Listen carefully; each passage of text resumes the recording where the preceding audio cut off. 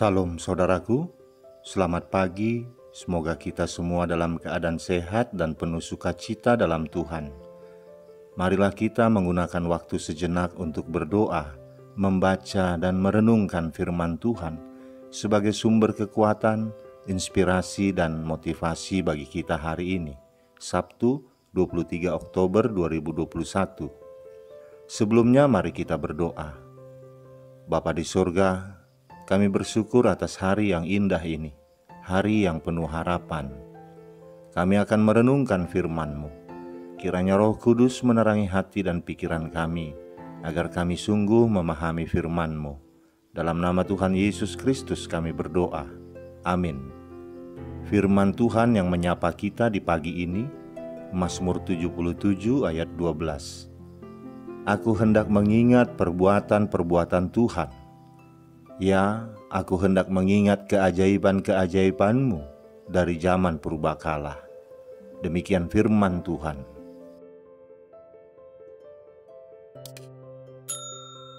Saudaraku, tentunya tidak ada seorang pun dari antara kita yang mau berada dalam situasi sulit dan keadaan tidak menyenangkan.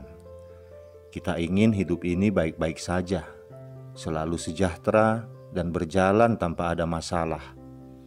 Namun siapapun kita, selalu saja ada saat-saat di mana kita harus berhadapan dengan berbagai bentuk masalah. Bahkan terkadang, belum lagi masalah yang satu beres, sudah muncul masalah yang lain. Kekuatan iman kita akan sangat menentukan seberapa kuat kita berjuang menghadapinya. Tetapi sering terjadi saat sedang di tengah-tengah pergumulan, iman kita ikut goyah bagai kehilangan pijakan. Di saat seperti itu, adakah sesuatu yang bisa kita pakai untuk menguatkan kembali iman kita agar berpijak tegar di tengah situasi sulit? Apa yang bisa membuat iman kita tidak ikut goyah? Apa yang mampu memberi kekuatan kepada kita untuk bisa terus tegar? Saudaraku, pada tahun 1970, Ronald Dunn membuat catatan mengenai doa-doanya yang terjawab dan berkat-berkat yang diterimanya dalam sebuah buku kecil. Buku itu sempat hilang, namun beberapa tahun kemudian, tepat ketika imannya mulai goyah, buku itu ditemukannya kembali.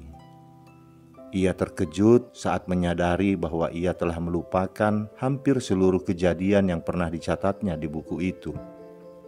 Saat ia sedang membaca, sesuatu terjadi. Ingatanku akan kesetiaan Tuhan muncul dan imanku yang lemah kembali dikuatkan. Hal itu memulihkan keyakinanku di dalam Tuhan, katanya. Sejak itu Ronald Dunn giat mendorong orang-orang Kristen agar memiliki buku catatan tentang setiap campur tangan Tuhan di dalam kehidupan mereka. Suatu hari, buku catatan kecil ini akan menunjukkan bahwa kita dapat mengalami kemenangan dan bukan kekalahan dalam hidup ini, tulisnya. Saudaraku, kondisi pemazmur dalam bacaan kita hari ini cukup memilukan. Ketika ia sungguh-sungguh berusaha mencari Tuhan dan memanggil namanya dalam kesusahannya. Bukannya terhibur, ia malah semakin merana. Mungkin karena Tuhan belum menjawab doanya dan melepaskannya dari kesusahan yang sedang dialaminya. Padahal ia demikian berharap akan pertolongannya. Untuk selamanyakah Tuhan menolak dan tidak kembali bermurah hati lagi? Sudah lenyapkah untuk seterusnya kasih setianya? Telah berakhirkah janji yang berlaku turun-temurun itu? Sudah lupakah Tuhan menaruh kasihan? Demikian pertanyaan-pertanyaan imannya. Tuhan yang seperti tidak menolongnya menyentak iman pemazmur. Demikian beban yang ia rasakan sehingga ia nyaris hilang pengharapan. Namun akhirnya pemazmur tidak membiarkan dirinya terbawa pada suasana hatinya. Ia tetap mau Tuhan Allah menjadi sumber pengharapannya. Dalam nas bacaan kita, keluhan pemazmur kepada Tuhan Allah digantinya dengan mengingat perbuatan-perbuatan Tuhan yang ajaib, menyebutkannya dan merenungkannya. Tindakan mengingat-ingat apa yang telah Tuhan perbuat di waktu lalu, jika tanpa dilandasi oleh sikap iman, hanya akan menghasilkan nostalgia belaka. Namun jika tindakan mengingat-ingat karya Tuhan ini dilandasi dengan sikap iman atau respon hati yang positif, akan menghasilkan kekuatan dan peneguhan untuk lebih berkomitmen, makin setia kepada Tuhan. Pemazmur menuliskan, "Aku hendak mengingat perbuatan-perbuatan Tuhan. Ya, aku hendak mengingat keajaiban-keajaiban-Mu dari zaman purbakala."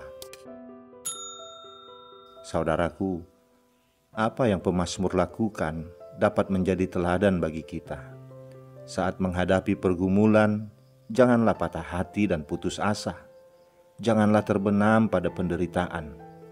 Seringkali keluhan, frustasi, ketidaknyamanan, dan kelelahan menguasai hidup kita sehingga menggeser posisi Tuhan.